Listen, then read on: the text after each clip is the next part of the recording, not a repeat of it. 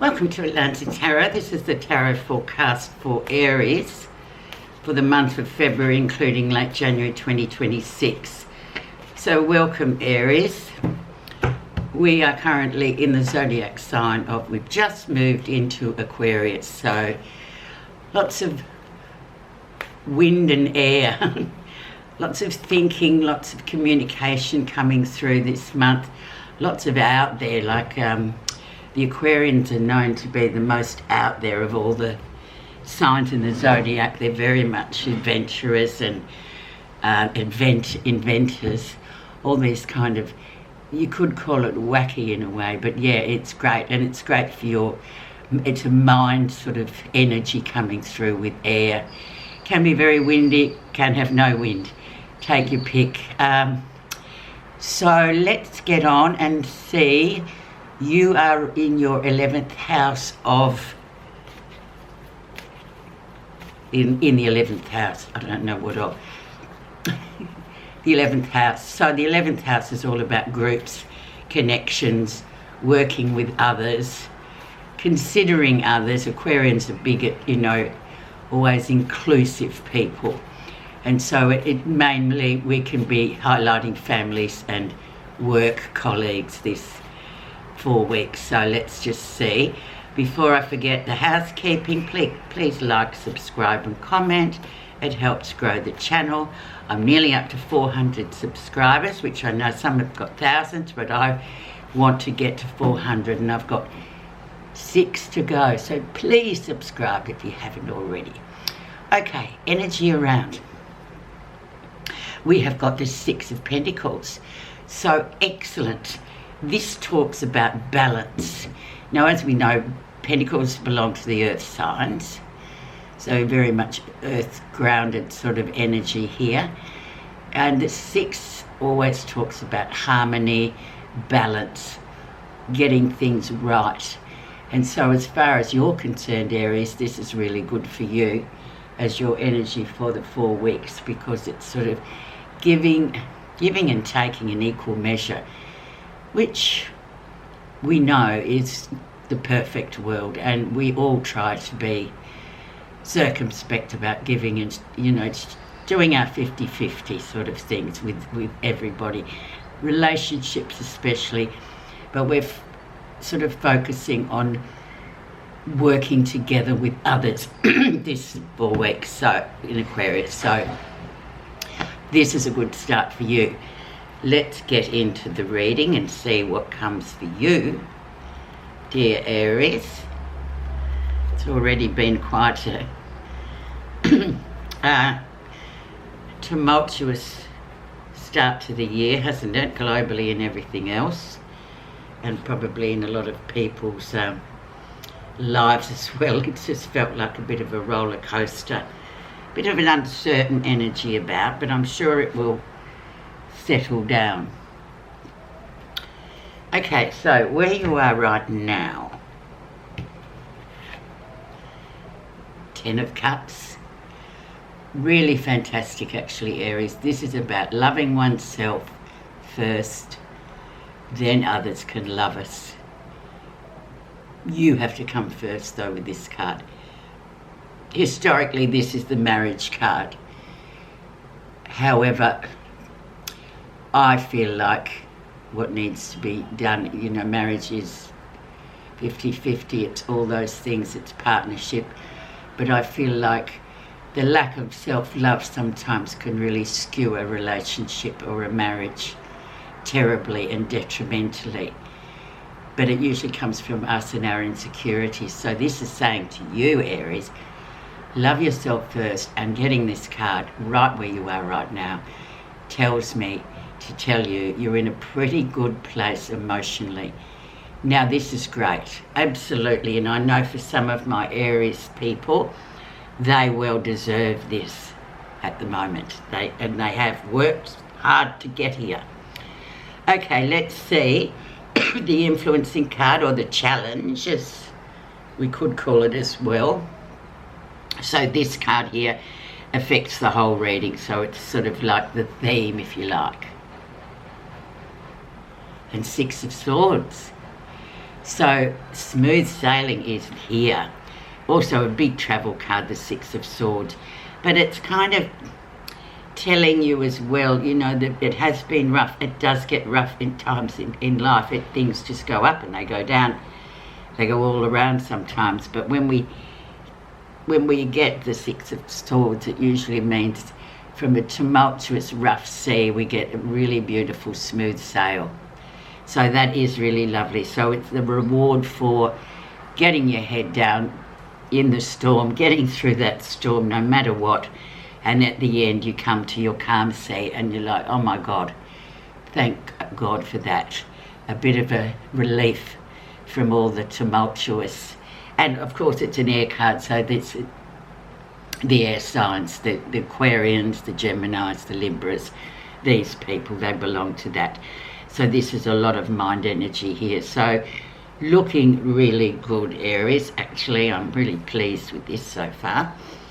Okay, let's see what was going on in the recent past or the background and still holds weight today. And we had Four of Swords. So we had a bit of a dump, a bit of a lull, a bit of a, you know,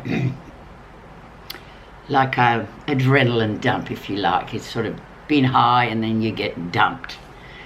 Emotionally, you feel dumped. You feel like, oh, where's my high gone? Where's my fabulousness gone? What's happened? But sometimes we need to sort of get this Four of Cups energy in just to remind ourselves of the nature of our life and our path. It can't always be sweetness and light the whole way. Sometimes we've got to get a bit of a dump. And in this case, the antidote, I think that's the word, yeah. The antidote for this is the great gratitude. So just looking around at what you do have. And we forget that in our Western world, that, we have a lot. But then when we get the Four of Cups energy around, it's like, oh my God, this is awful. I don't like this time. I don't like this week. I don't like this whatever time. However, if you sort of cast your mind and think, yeah, but look what I've got compared to some in this world. Yes, I do have running water. I do have all the essentials, really, and the simple things. But if we don't have them, it's a trek, it's a trial. So try that. So that's just sitting around. But I think too, with what you've got here, with the Ten of Cups and the Six of Swords, that's sort of, here comes your reward. You know, you were down and now you've sort of soared up, right up to number 10. So really lovely, actually, Aries, I think. And then, you know, in times like Four of Cups times, when we do get great cards like the Ten of Cups, we kind of think, oh God, yeah, just last week or just recently I felt horrible, but now it's sort of all come back because I'm sort of learning, actually, recent influences. And we had the Five of Swords, so a bit of conflict here, Aries. Maybe with work people or family people or your children, maybe creating mayhem. You know, especially those tweens and teenagers can be, so I'm told, can be very testing, and conflict can be a common resident in your home. But the thing is, with the Five of Swords, we've got to listen to ourselves and resolve without running and saying, well, what would you do? What would you do? What would you do? How can I resolve this? You have all the essential tools to resolve this conflict without sort of casting around to other people and asking what they do. They just tell you what they do, as I always say. But this is for you to go, okay, how am I going to solve? I've got a problem, I've got to solve it. And sometimes it does. It's not really bargaining, but it's just about sort of stepping back and going, okay, can I remember a time in my life where I was a bit, you know, the cause of the conflicts with my parents or with work colleagues or whatever the case may be. Yeah, best to stand back and just say, okay, this is my solution to this current problem. Solve it with dignity and politeness at all times, because then you don't feel like you've absolutely thrown the baby out with the bathwater. So every problem has a solution, so that's it. So that conflict sits there, but we can perhaps put a clarifier on that a bit later and see what particular conflict it might be alluding to. There's something bigger beneath that, I feel. The lesson you're learning. The Three of Cups. Harmonious, beautiful Three of Cups. So you've got 3 Cups cards already, Aries. So this is a marriage card. It can be a pregnancy card as well, with other combinations, obviously. But generally, it's just a get out there and have a little bit of fun card. Like, just enjoy yourself, enjoy your friends with your cups of tea or whatever you like to have, or however you like to enjoy yourself with your friends. It's a celebratory time. So that's the lessons for the month. And especially with these other cups cards, we can see that you've sort of gone from 0 to 10, literally, well, almost. And now it's sort of saying, well, now just, you know, have a bit of celebration, doing whatever makes you feel good, basically. Okay, near future. And we have your beautiful Queen of Wands, and there she is. She is your queen. The Aries, the Leos and the Saggies. Very forthright, says what she thinks. Doesn't mind what other people think, but she's very vocal. She's very direct. Some people find her a bit much, especially with the Aries girls. I think they can really, because they're fire and fire, and they can really stand up. They're very independent. You're very independent soul. So this Queen of Wands really suits you. It's also about your creativity, how you attack your everyday life. What do you do every day that makes you sort of feel like, yes, even if it's making a salad or making a different dinner or just going for a walk, or being creative with your day and being creative with yourself, so you can think, yeah, that's all creativity. Doesn't necessarily mean making something or you know, that kind of creativity. It's how you live your life creativity. So this is a big plus as well, the Queen of Wands, and very apt for you, Aries, because she is your queen. Okay, let's see what's happening that you're not realising. The Nine of Cups. So your wish card coming through. Now, wish card, the wish card, it does have to be worked for. It's not just like me with my little wand here. It's not just like I can wave that and go, I want all my wishes coming true, with no effort. So that is lovely. So it's like another congratulatory, celebratory card that's sort of saying, yeah, your wishes can come true, and they are coming true, but you have put in effort. Let's see how other people see you. Yeah, okay, decisions to make, another air card. A decision to make, you've been putting it off. Now, it's not massive, it's not huge, it's not life-changing, but it's just something that you need to do in order to move forward. A bit of a blockage card. But you just make that decision. Okay, it might be something like, oh my God, I still haven't done my tax return. Do it. You know, just the hardest thing is starting it. So whatever that decision is, just make it, because it's not massive. It may appear to be massive, and the longer it sits in your head and you don't action it, the worse and the bigger it seems to get. So don't worry so much about that. And this, conversely, could be somebody in your family or work, people waiting for you to make that decision and thinking, why won't he make that decision? Simple to us, but, you know, fair's fair. So, yeah, that's a good card to sort of get you started on, and just do it, and then you'll feel heaps better. Okay, now let's go on to, oh goodness, I've spent a lot of time. Positive feelings. Beautiful High Priestess. Keeping your own counsel. Highly intuitive. So this card sort of talks about something is brewing away, and it's something really special as well. It can be a relationship with, you know, it can be a relationship, but it's more of a soulmatey type of relationship in terms of that can be platonic, it can be romantic, it doesn't always have to be romantic. But it's sort of something that you're keeping to yourself, Aries, and that it's something that will probably come to pass in the next 4 weeks, because this is a Piscean card. So once we get into Pisces, you'll probably see that wish, or that happening emerge from the depths, really. And it could have well, obviously these are all linked, but it's got a lot to do with this Nine of Cups sitting down here as well.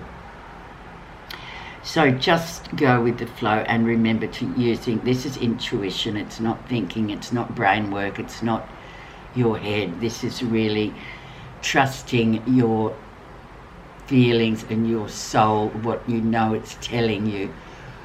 Dreams also can be a big key for this. So whatever is going on in your dream world, in your night, usually nocturnal time, is really, it's, I believe the spirit messenger's trying to send you a message, and especially if it's recurring. So something great is coming for you, and it's personal, and you don't want to spread it around you. It's almost like you don't want to jinx it.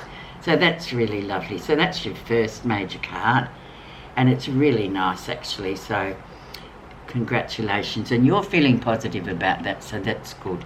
The outcome. And then we have the Queen of Swords, and she's the thinking queen. She is indeed, as you can see, an air sign queen. So she's like the intellect. She's using the brain. She's using the intellect. She uses intellect for most things, how she thinks, how she communicates. And you've got creativity with your own queen, the Queen of Wands, and you've got the intellect of the Queen of Swords as well. Now she can be both of these queens actually can be very, very blunt. They can literally say things and a lot of people might take offence and think, oh, but usually I'd say 99.9% it's true. Now this I'm feeling, just coming to me, she is very much related to this Two of Swords. So whatever that is, you are going to voice your opinion or say what's got to be said. So that's a good time. And in Aquarian time, that's really good because you'll clear the air. Okay, as I promised, I'm just going to get you a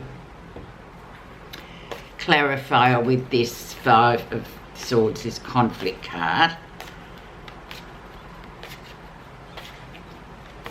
So we can see what's sort of beneath the surface there. The frog. Good little frog. Number 14. I just read out the important bits. I'm still learning them. It's taking forever. So, the frog says that it's time to clean house and get rid of clutter in your environment, your head and your heart. Move out any objects, thoughts or relationships that hold you back. It's time to get rid of anything that clutters your life or your own space with unwanted burdensome energy or anything that weighs heavily on your heart. Okay. The frog says, it's time to release all things no longer appropriate to bring on your journey. Then you can hop to the next lily pad, light and free. Is that not perfect? Thank you so much for listening. As usual, Aries, I hope you have a great 5 weeks, and I love the frog.